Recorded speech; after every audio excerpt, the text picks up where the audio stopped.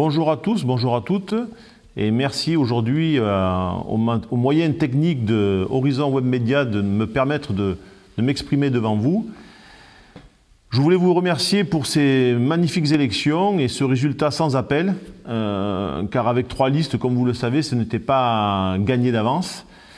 Une forte mobilisation, plus de 60% d'entre vous se sont déplacés pour voter, et encore une fois, le résultat est sans appel. Et j'espère que tout au long de ce mandat, nous serons à la hauteur de vos attentes.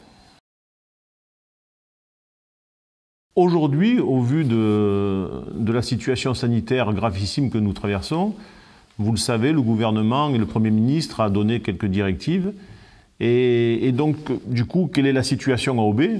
La situation, malheureusement, nous n'avons pas pu avoir notre premier conseil pour élire le maire et ses adjoints.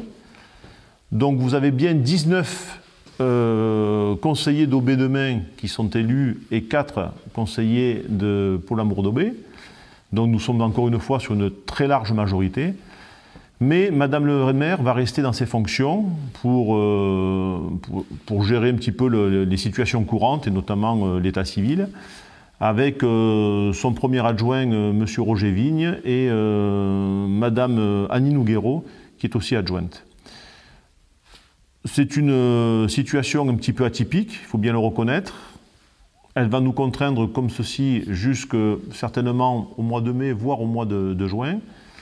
Et à partir de ce moment-là, nous pourrons vraiment rentrer dans le vif du sujet, puisque jusqu'à cette période-là, nous sommes un petit peu coincés, on va dire, et on ne peut pas faire grand-chose, si ce n'est que tenir le minimum de la mairie, qui est actuellement fermée les après-midi, comme vous le savez, et qui travaille avec un minimum de fonctionnaires pour éviter que la contamination se propage.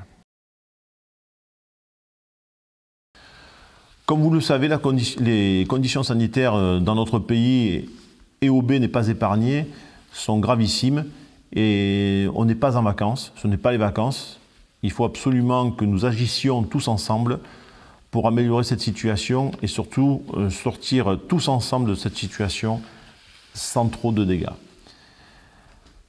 La situation est tellement inédite qu'aujourd'hui, nous avons été obligés de nous organiser et de trouver, il va y avoir encore des petits réglages à faire. Nous avons mis à disposition une page Facebook qui s'appelle Aubé Solidaire. L'idée, c'est tout simplement que les bons plans puissent circuler, que des personnes qui sont en difficulté ou des personnes qui ont envie d'aider utilisent ce réseau social pour pouvoir communiquer leurs envies ou leurs détresses. Il y a de très belles initiatives. Aujourd'hui, on a des personnes qui font des masques en tissu, car vous le savez, le problème, c'est que nos personnels soignants n'ont pas de matériel. Donc je fais un appel à tous les professionnels qui ont des combinaisons jetables en papier ou je ne sais quoi, des masques chez eux. Vous pouvez amener tout ceci à la pharmacie d'Aubé qui va s'occuper de centraliser tout ce matériel et de le redistribuer aux personnes qui en ont besoin. En ce qui concerne les médecins, ils se sont organisés autour de M. Saru, Dr Saru, qui va s'occuper de coordonner l'aide. Et là, j'en appelle aux infirmières et aux aides-soignants de manière générale de la commune de se rapprocher du Dr Saru, qui lui va identifier avec vous, qui va répertorier, on va dire, vos besoins et nous les communiquer de façon à ce qu'on puisse vous donner les espaces que vous souhaitez pour pouvoir exercer votre métier en toute sécurité, et car c'est important aussi que vous vous protégiez tout en protégeant la population. À la mairie, nous avons mis à la demande du docteur Saru une salle à disposition qui a pour objectif, puisque quand vous allez téléphoner chez votre médecin habituel, en fonction de ce que vous allez lui dire, il va identifier certains symptômes ou pas. Et s'il y a une suspicion de contamination, à ce moment-là, de coronavirus, on va dire, à ce moment-là, il va vous ausculter dans cette salle que nous avons mis à disposition. Cette salle sera bien sûr désinfectée régulièrement, il n'y a aucun souci. C'est juste pour une auscultation sereine, on va dire, de façon à ce que, si toutefois vous veniez qu'à être vraiment malade, de ne pas contaminer le lieu où il reçoit les autres patients. Cette solidarité, elle est bien sûr très importante, mais ce qui est le plus important dans ce message que je vais vous faire passer aujourd'hui, c'est qu'il ne faut pas prendre tout ça à la légère. Vous devez absolument vous protéger. Vous devez bien sûr utiliser et faire les gestes barrières. Vous lavez les mains, bien entendu avec du savon, vous avez du gel désinfectant quand vous pouvez en avoir. Je sais que c'est compliqué puisqu'il y a certains endroits où il n'y en a plus, c'est en rupture. Vous devez garder une distance suffisamment importante. Ne pas sortir si vous n'avez pas besoin de sortir. Et encore une fois, nous allons mettre à disposition aussi, réactiver un petit peu le CCAS, puisque la situation est un petit peu particulière, comme vous le savez, suite aux élections et suite au fait qu'on n'a pas pu installer le conseil définitivement.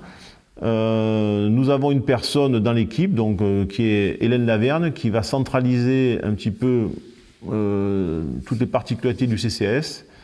Et nous allons appeler cette semaine toutes les personnes que nous connaissons, qui sont identifiées dans le village seules ou en difficulté sanitaire, pour pouvoir voir un petit peu, avoir des nouvelles de ces personnes-là et voir comment on pourrait éventuellement les aider. Si vous avez des difficultés ou si vous connaissez des personnes en difficulté, vous pouvez contacter bien sûr la mairie qui fera passer le message, ou vous pouvez utiliser les réseaux sociaux et notamment OB Solidaire pour pouvoir nous faire passer vos messages de détresse ou aussi toute l'aide que vous pourriez amener. Je reviens encore sur l'idée des masques en tissu. Je sais qu'à OB, il y a certaines couturières qui sont commencées à se mettre en action. Et je sais que ça se fait aussi sur Galargues et même jusqu'à Remoulins, qui nous ont proposé de donner des masques et qui sont en fabrication de manière, je dirais, artisanale. Mais c'est toujours mieux que rien. Les docteurs nous ont dit que même les masques qui étaient périmés, ils les utilisaient parce qu'aujourd'hui, ils n'ont rien. Donc ça va être comme ça jusqu'à nouvel ordre, jusqu'à temps qu'ils aient du matériel. Donc protégez-vous, protégez vos enfants, faites attention qu'ils ne se baladent pas dans la rue en groupe. Hein. On a encore vu dans le village, j'en ai vu quelques-uns, qu'ils étaient 3 ou 4. Encore une fois, ce ne sont pas les vacances. On ne s'en rend pas compte, mais sachez que des personnes sont touchées, que d'autres personnes seront touchées, que le pic n'est pas encore arrivé. Nous allons en voir cette semaine et la semaine prochaine, et peut-être un petit peu plus. Donc c'est grave, donc soyez solidaires, soyez civiques et ne faites pas n'importe quoi. Protégez-vous et protégez vos proches et vos voisins. Merci à toutes et merci à tous. Je vous souhaite beaucoup de courage pour ces quelques jours et ces quelques semaines qui vont passer, en espérant que nous serons tous là pour en parler dans le passé de cette situation et que nous sortirons indemnes de cette situation catastrophique qui est bien entendu, encore une fois, inédite dans notre pays et sur OB.